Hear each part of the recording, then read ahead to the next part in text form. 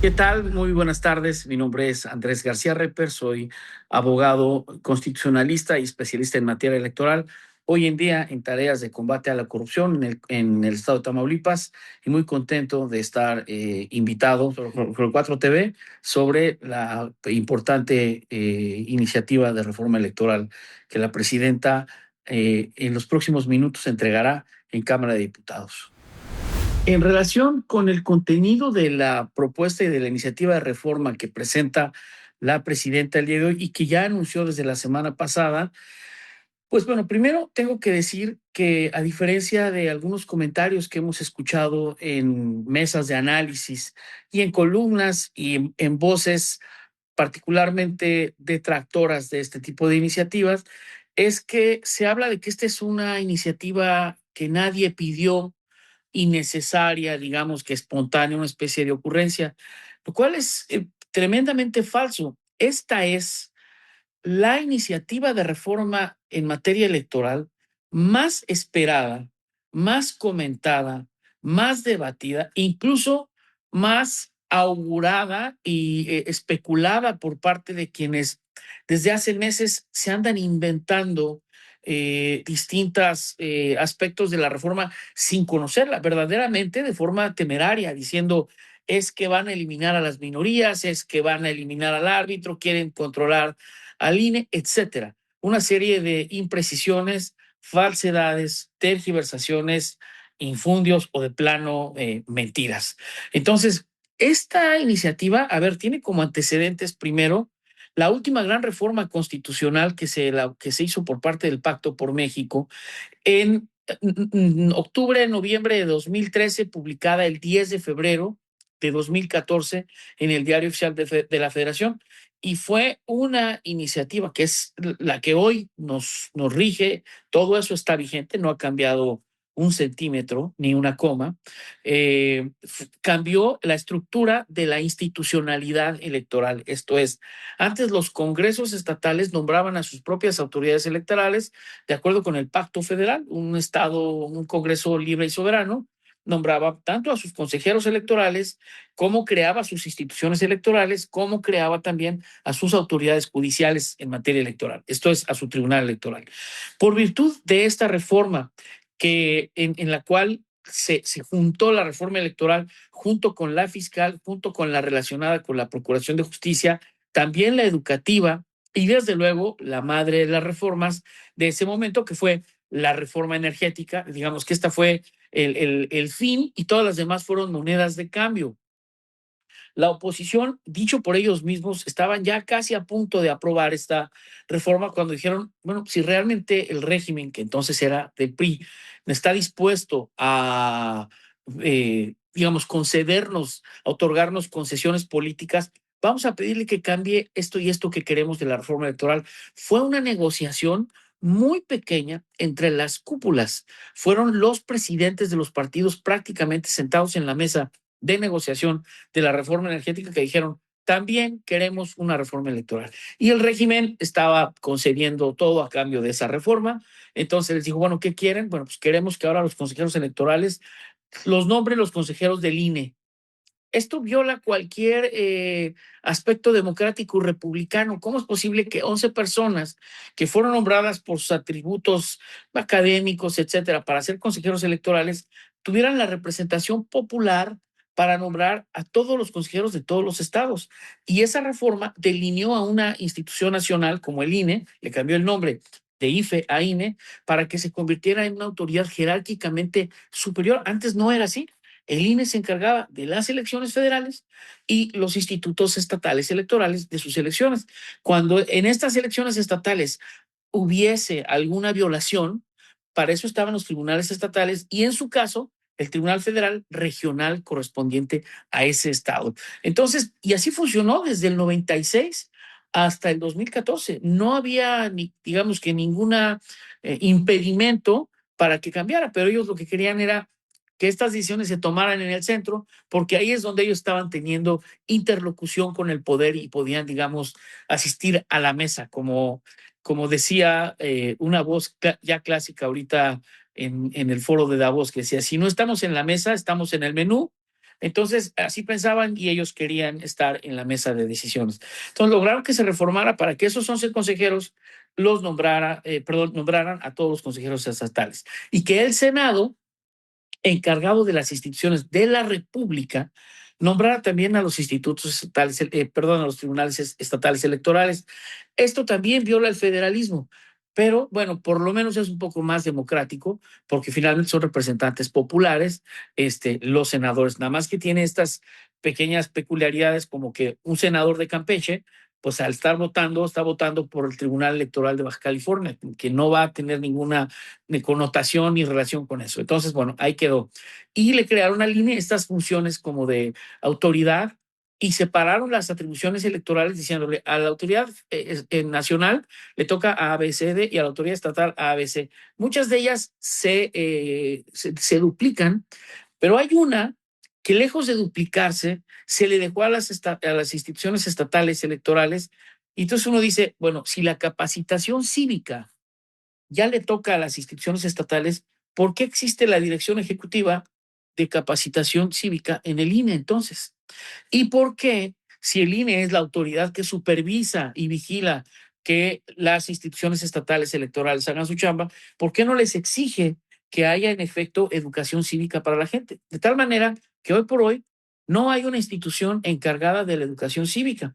Está en nuestro artículo tercero constitucional que al Estado le corresponde la educación y que tiene que ser una educación en democracia.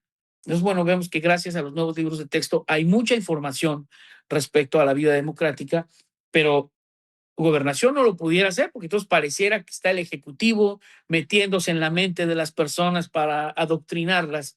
El INE no lo hizo, los institutos estatales electorales tampoco lo hacían, y bueno, pues tenemos como resultado que se gastan literalmente miles de millones de pesos en elecciones y procesos electorales, y siempre se batalla con la participación política. Lo vimos en la elección judicial, lo vimos en la revocación de mandato y lo vimos en la consulta ciudadana, la penúltima que fue revocación de mandato, y la de juzgar a los crímenes del pasado. Entonces, creemos que pues esta reforma deformó la vocación de educación por parte de los institutos electorales, y entre otras muchas cosas que no daría tiempo de mencionar. Entonces viene la reforma anunciada y aquí a mí me enorgullece mucho, pero muchísimo, que una de las cosas que yo todos estos años estuve proponiendo en todos los foros que yo iba, es decir, si la gente está en contra de los plurinominales, no es que esté en contra de la representación proporcional, sino en la falta de méritos para estar ocupando una curul o un escaño en el Senado. Y que lo mejor sería que los plurinominales también fueran seleccionados por sus propios votantes. O sea, que si yo votaba por Morena, ahí en la boleta viera la lista de plurinominales que Morena propone y yo pusiera los de mi preferencia, para que en caso de que Morena tuviera derecho a obtener diputados por representación proporcional, se acomodaran dentro de Morena los más populares y no los que defina una dirigencia. Eh, fue retomado, no pretendo decir que fue retomada mi propuesta, nada más me da mucho gusto que coincida. En la primera consulta pública que organizó la Comisión Presidencial, pedí permiso aquí en mi trabajo para ir a presentar esta ponencia allá y fue mi principal propuesta y se retoma, seguramente no fui el único, se retoma en una de las partes. Entonces quiero abordar justamente la parte más importante de la reforma que está proponiendo la presidenta. Es justamente un cambio en la forma de acceder a la representación popular en los órganos legislativos. O sea, maneras de llegar a ser diputado plurinominal por representación proporcional. Para que no se aburra nadie, cuando se llama plurinominal es que llegas de una lista de muchos nombres que tu partido hoy en día propone. Entonces, si le toca el 10% de diputados por ese principio, pues revisan quién, del 1 al 10 pasan hombre, mujer, hombre, mujer, hombre, mujer. O sea, que si como resultado de una elección un partido obtiene un porcentaje de votos que le permite tener un cierto número de curules por representación proporcional, esto es, en relación con su porcentaje de votos, entonces, cuando se cuentan los votos, se dice, bueno, pues resulta que este partido, primero que nada, rebasó el mínimo para tener derecho a eso, que es 3.5% de la votación, y segundo presentó una lista. Entonces, bueno, ¿qué porcentaje le tocó? Se hace una operación de división prácticamente, el número de votos, cuántas veces cabe en el número de, digamos, en la proporción de votos. Entonces, por decir un número, ¿no? A un partido Morena le tocaban 20 diputados. Se empieza siempre por la mujer, mujer, hombre, y así se va, ¿no? Mujer, hombre, entonces llegas a 10, bueno, a 20, mujer, hombre, mujer, hombre. Pero esa es la lista que el partido entrega. O sea, nadie se mete en ver quién está en esa lista y por qué. Lo que ahora se propone es que tú tienes derecho a 20 diputados plurinominales, pero a ver, vamos a ver cómo integras la lista de quienes puede estar ahí. Y lo que propone esta reforma, que me parece, a mí me encanta la idea porque es muy ecléctica, esto es muy, agarra un poco de todo para proponerlo. Dice, bueno, no se tocó la fórmula de representación, no se tocó. Si tú tienes un porcentaje, ese es el número de curules que te tocan. O sea, si hoy en día el resultado de la elección fuera exactamente el mismo que en 2024, todos los partidos tendrían ese mismo número de diputados en la Cámara de Diputados por representación proporcional. No se acaban las minorías, al contrario, sigue igualito. Pero, ¿qué nombres van a estar en esa lista? Bueno, antes el partido decía, ¿y quién? Cuando digo el partido, ¿quién? Digo, pues el dirigente del partido decía, pues voy yo primero, ¿verdad? Porque soy el presidente del partido y pues es un error vivir fuera del presupuesto, entonces yo aquí me formo. Y además aquí va mi amiga y aquí va mi compadre, todo esto. Ahora lo que se dice es, no, tus mejores guerreros que perdieron la batalla, que quedaron en segundo lugar en esa circunscripción, porque el país se divide en 5 regiones para efectos de esta votación plurinominal o proporcional, se divide en 5 regiones. La primera es el noroeste, que es Baja California Sur, Sonora, Chihuahua, Durango, Sinaloa, Nayarit y Jalisco. Todo eso es la primera región. Entonces, tus mejores segundos lugares, tus mejores perdedores, forman parte de esa lista. Bueno, recordemos que son 300 diputados, de uno por distrito, que es como siempre se ha votado, y los 200 de representación proporcional, de esos se divide en 3 grupitos. Uno, que es de 96 diputados, los que te hayan tocado deben ser tus mejores perdedores. Los mejores perdedores del otro partido, en esta circunscripción, en la 2, que es Nuevo León, Coahuila, Tamaulipas, Zacatecas, San Luis Potosí, era Guanajuato y Querétaro antes, no sé si ya cambió eso. Los mejores perdedores de todos los partidos y así en las distintas 5 regiones nacionales. Entonces hay 96, ya se llenarían esos 96.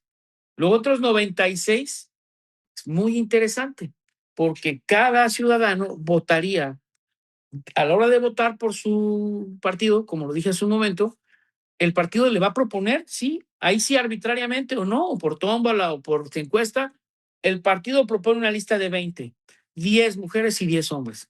Y el elector llega y dice, pues yo voy a votar, por decir algo, por el PAN. Entonces vota por el PAN y junto está la lista de nombres del PAN. Entonces dice, aquí quiero a Anaya, por decir algo, y quiero a Lili Telles, ¿no? Entonces, de toda esa lista, no importa en el orden en que la haya propuesto el PAN, van a entrar a ese grupo de 96 diputados que quedan, aquellos que hayan sido más votados por ese partido, de acuerdo con el porcentaje que le toque. A lo mejor le tocan 5 diputados, no, pues nada más van a entrar 5, ¿no? No van a entrar más, pero esos 5 van a ser votados por la militancia del PAN a la hora de votar en la boleta. Y luego los otros 8 que restan se dejan para que los elijan los mexicanos en el extranjero, para los mexicanos. Entonces, yo creo que es una conformación mucho más plural y mucho más justa en términos de méritos, de quién puede estar ahí y quién no. Claro que esto afecta la discrecionalidad de quienes dirigen los partidos y que a lo mejor dicen, pues que yo siempre me ponía en número 1, pues ahora ya no vas a poder. Si se vota esto, ya no vas a poder. Te va a tener que votar tu gente o vas a tener que ser el segundo mejor lugar. Eso les afecta a la comodidad. Y me refiero a todos los partidos, incluido al partido en el poder. Eso afecta la comodidad de las dirigencias. Pero habla de gente que recorre las calles y que hace proselitismo con la gente para tener méritos. Entonces, bueno, esperamos que si no pasara el resto de propuestas, esta por lo menos sí pasara para que tuviéramos un Congreso en el que no hay gente que se burla de los electores, que dice, pues yo soy pluri, a mí no me molesta que me digan porque yo llego, pues prácticamente porque soy amiga del dirigente de mi partido, ¿no? Me apoya en mis gastos y soy su amiga, entonces, pues ya, que me hagan plurinominal. Bueno, esa es la más importante. La siguiente más importante es una propuesta de reducción del costo de las elecciones. Y ahí yo creo que es donde va, como se dice vulgarmente, va a torcer la puerca el rabo, porque los partidos reciben una bolsa de financiamiento que se divide el 70% en partes iguales para todos. Y el 30% en partes iguales y el 70% de acuerdo con el porcentaje de votación. Lógico es que Morena hoy en día recibe más votos, más dinero que todos, así como en su momento más votos recibía el PRI y después el PAN. Ahora le toca a Morena. Mm, los partidos pequeños, ahora les digo pequeños porque ya son eso, pues para ganar, para hacer proselitismo, requieren moverse en el territorio. Entonces van a decir que quitarles ese dinero es, pues prácticamente, a pesar de, además de ser pequeños, mandarlos a la guerra con los ojos vendados, una mano amarrada y de rodillas. Hay una tesis que, por cierto, bueno, no es una tesis, es un contraargumento que expuso el diputado Sergio Gutiérrez Luna ayer en varias mesas, que me pareció verdaderamente muy acertado, que decía, oye, ¿y cuánto dinero tenía Morena en 2015 cuando empezó a ganar lugares? ¿Y cuánto dinero recibía Morena en 2018 cuando arrasó? Entonces, como que ese es el mejor argumento, decir, a ver, no, esto es trabajo de territorio, pero lo cierto es que Morena es una nueva especie de políticos en México, fundada por Andrés Manuel López Obrador. Los otros son otra especie, yo diría no tan evolucionada. Ellos están muy acostumbrados a hacer la política de antes, ¿no? Con dinero, con eventos, con propaganda pagada.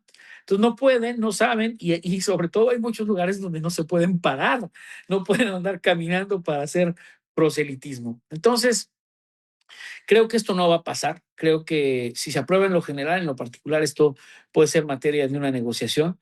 ¿Y cuánto cuesta el INE y los OPLES? Bueno, esto es importante porque si se aclara y se define bien cuáles son sus atribuciones, yo que he sido representante de partido, sí puedo decir con los pelos de la burra en la mano, con pruebas, que se despilfarra mucho dinero. Se buscan actividades e informes para estar gastando dinero en, no, es que es el informe mensual de la Comisión de Género. Bueno, para el informe mensual de la Comisión de Género se gasta en oficios que se reparten en los domicilios de todos los representantes y se envían en un vehículo oficial con un propio que entrega un sobre sellado con sello y casi, ¿cómo se dice? El broquel de cera, este sello así, etiquetas, y además se mandan por correo electrónico y se hace una sesión por Zoom, pero también podría ser presencial. Y si es presencial, entonces se hace un coffee break para que todos escuchemos al consejero que dice, este mes la Comisión de Género tuvo 2 reuniones, una con el grupo de mujeres profesionistas, otra, o sea, estas cosas no tendrían por qué ser motivo de actos protocolarios bizantinos. Este, se entrega el informe, ya. Se le informa que hoy se reunió, ya. Y si uno tiene preguntas, pues las manda por correo.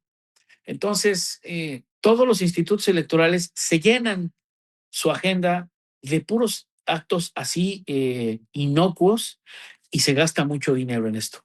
En total, creo que hay una bolsa como de 9,000 millones anuales para los institutos electorales estatales, que una vez que se definan bien sus funciones y se diferencien de las del INE, pues creo que podría reducirse. Y desde luego los sueldos, porque ahí sí la federación, ahí sí cada quien, si es muy federal, y cada quien decide, no, pues es que aquí los consejeros sí ganamos más que la presidenta, ¿eh? O sea, entonces esta parte es como, si somos nacionales en las reglas, creo que también debemos ser nacionales en el gasto, porque no me digan que el Instituto Electoral de Tamaulipas, por mencionar un ejemplo, gana o merece más que el Instituto Electoral de la Ciudad de México, cuando además pues, tienen realidades disímbolas y los otros tienen que trabajar más.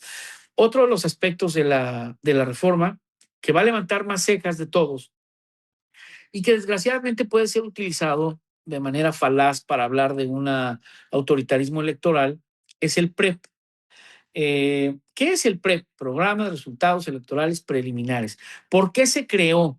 Porque en 1988, en el famoso fraude, las boletas que llegaron primero a la Comisión Nacional Electoral eran las urnas, los paquetes electorales que estaban en el centro del país. Ajá, y entonces venía una votación, digamos, a favor de Cuauhtémoc Cárdenas, pero en el resto del día empezaron, y de los 3 días posteriores, empezaron a llegar las que venían de Huachochi, Chihuahua, Huautla y Jiménez, etcétera, lugares recónditos sin acceso que se tardaban en llegar. Y entonces ahí se fue volteando la elección, seguramente no de manera transparente, pero lo cierto es que se tardaba en llegar. Entonces se dijo, cuando se crea el INE y se aplica por primera vez, me parece que fue en la elección de 2000, no, de 97, cuando el primer INE, IFE, ya integrado por consejeros ciudadanos, Woldenberg, Jacqueline Pechar, Alonso Luján, gente esos nombres, ¿no? Jesús Cantú, no me acuerdo quién más, bueno, todos estos personajes crean el programa de resultados electorales preliminares para que conforme fueran llegando las boletas a los consejos distritales, los paquetes electorales, electrónicamente se enviara una señal y todo el país pudiera ver cómo se va alimentando y no que de repente, ¡pum!, pues de repente ya ganó el otro. Entonces decían, no, queremos ir viendo cómo se llena. Pero no era el resultado oficial, porque era un conteo fáctico. O sea, llega la gente que trae el paquete, le quita una hoja al paquete, se le entrega a alguien que tiene la computadora, ese escribe el resultado, lo manda por correo electrónico y se recibe en una central. Pero no es el resultado oficial ya sancionado, ni votado, ni acordado por el Consejo en sesión pública. Eso se lleva hasta 3 días después. ¿Por qué 3 días después? Por lo mismo, porque se tardaban en llegar los resultados a los consejos. Sin embargo, esto crea un espacio de incertidumbre. 3 días después, los paquetes en una bodega. Yo he estado en elecciones municipales en municipios complicados y pues supuestamente hay un policía o un soldado resguardando la bodega, pero ¿qué certeza se tiene de que no puede haber una trampa ahí, que alguien entre por otro lado a la bodega? En Tamaulipas hubo un caso en 2013 de un municipio, Río Bravo, donde se alteraron la bodega, los resultados en la bodega, y afortunadamente se hizo justicia, pero se habían alterado los resultados de la bodega y no es el único lugar.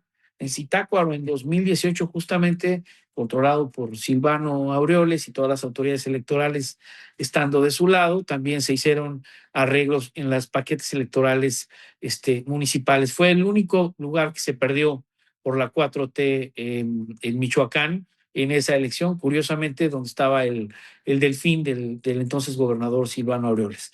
Entonces, el PREP sirve para eso, pero no da certeza, nada más sirve para ver que van llegando.